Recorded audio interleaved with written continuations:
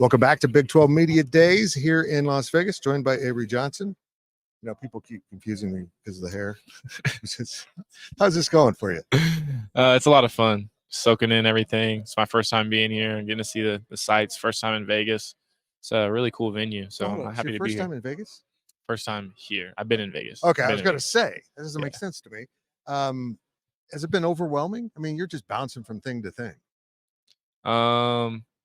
I wouldn't say overwhelming. I really feel like it's a blessing. Yeah. And just being able to be in this position and be able to come out here and with my guys, you know, we work hard. Just being able to have this opportunity to come out here and be on one of the biggest stages, Big 12 Media Day. It's a lot of fun. Yeah, this is an interesting setup here. I mean, we've never been here before doing this, but what are some of the questions the national media is asking you? What our goals for the season. I mean, you get a lot of like random, like off the wall questions, like favorite food, or like I got one weird that was like favorite, like weird food combo. But it's a lot of, Hold on, what was the answer? I guess, pineapple on pizza. I'm a picky eater. I don't really eat a lot of like weird food combo. It's a lot of the stuff that you would like expect though. Like what are we expecting in the offense? Looking forward, any like guys we should be on the lookout for. I've got asked like how it feels to play with Dylan, how it's going to be feel to play with Dylan again. So not a lot of questions that I haven't heard before. Okay. But how is it having Dylan around? That's got to be pretty cool. It's a lot of fun because it really didn't hit me when he committed. But after we had our first workout together, I was like, wow, like this is really a dream come true. And I get to play with one of my best friends that I grew up with. So I think it's going to be really fun when we take our first snap together. Yeah, very, very cool.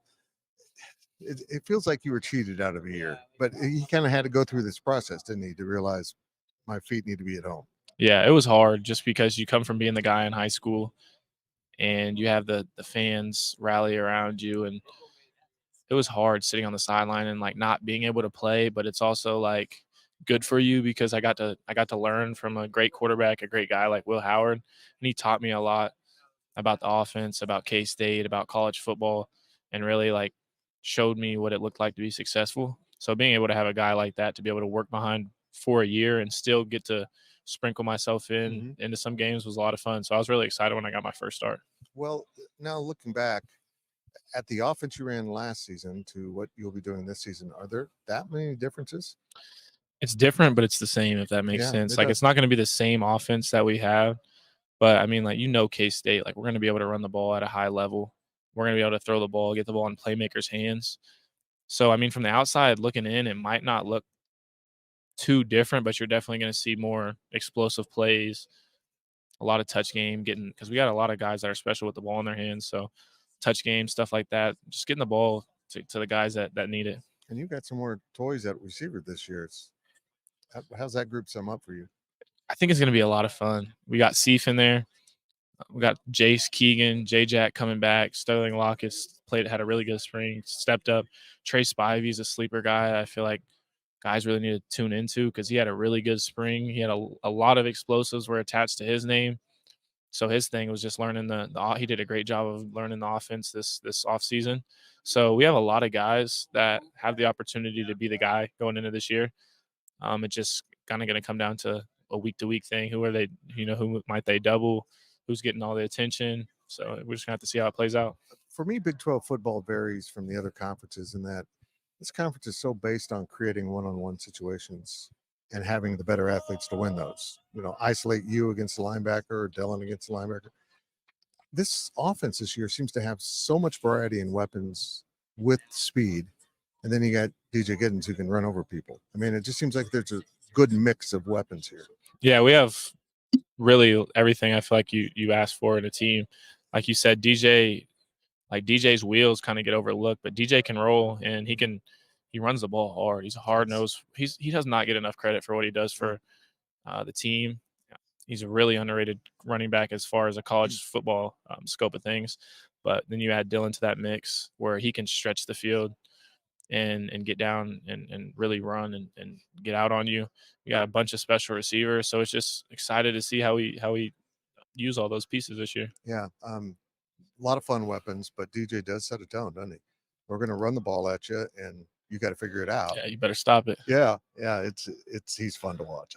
He's horrible to talk to unless you're talking fishing, but it's yeah. Okay, I've got a couple important questions for you. we got to do something about alternate uniforms. Kleiman, I'm working on him, man. We need some freshness to this thing. I'm all for it.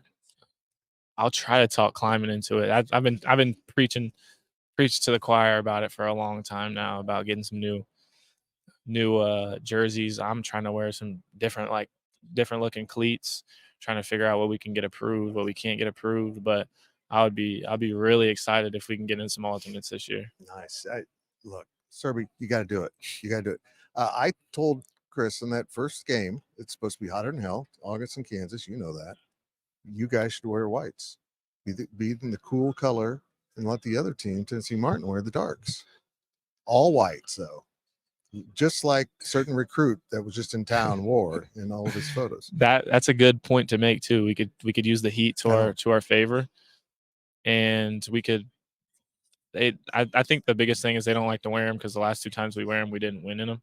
So that's their biggest thing is they. Yep, I'm not too big on superstition, so I don't really like that fact to I it. agree. But I Here's really my want to see thought. the whites. If you lose to Tennessee Martin, I would accept the jinx. I would, okay. No offense to them, but you guys, last time you put them on, before you were here, but with Tulane, turned out they're pretty damn good football team. Yeah. So I'm working on it. I'm trying to get a little lavender too, but Yeah. I'm told that's never going to happen. I think we need to start with the alternates and then maybe talks of lavender, black jerseys. I don't know if I'm going to see that in my playing days, but I've definitely tried to push lavender, black, light grays. I feel like would look clean. So we'll see. I don't know how far we're going to get down that road though. Try to do the light jog before we hit the marathon. Yeah, exactly. I get it. This has got to be really cool for you. It's just, I mean, you've gone from the freshman we all talked about, and now you're just center stage at a pretty damn big event.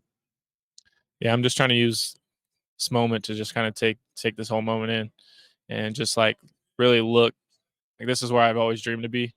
And I mean, I still have a lot of work to do and a long way to go to really reach my full dreams. But this is a good start.